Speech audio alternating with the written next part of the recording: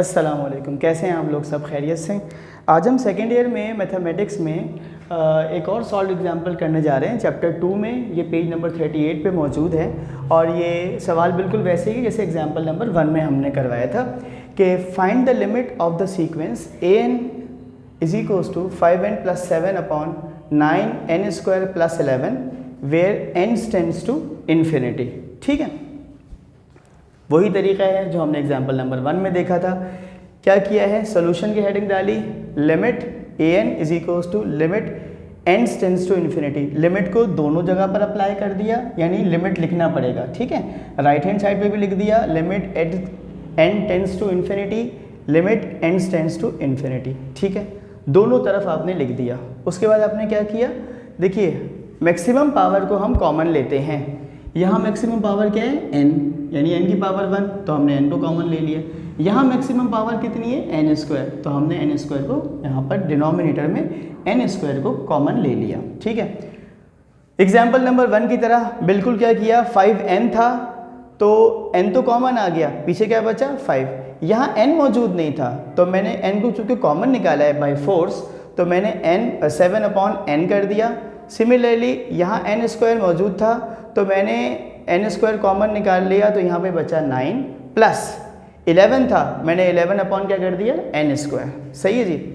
अब देखें, जब हम यहाँ नीचे आए तो हमने इस n को n² से क्या कर दिया, कैंसिल कर दिया, और क्या बचा हमारे पास, ऊपर क्या बचता है, यहाँ पर 1 से मल्टीप्लाई कर दूंगा तो ये वही हो जाएगा।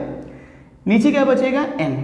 अब हम कुछ नहीं कर सकते सिवाय इसके कि हम लिमिट अप्लाई कर दें।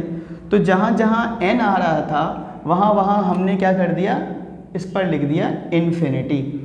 ये क्या आ गया, n की जगह पर इन्फिनिटी, 5 की जगह पर 5 है, प्लस की जगह पर प्लस है, 7/n यानी 7 इन्फिनिटी, इन्फिनिटी ये इन्फिनिटी, 9 प्लस 11/इन्फिनिटी, ये क्या बन गया, इन्फिनिटी का स्क्वायर।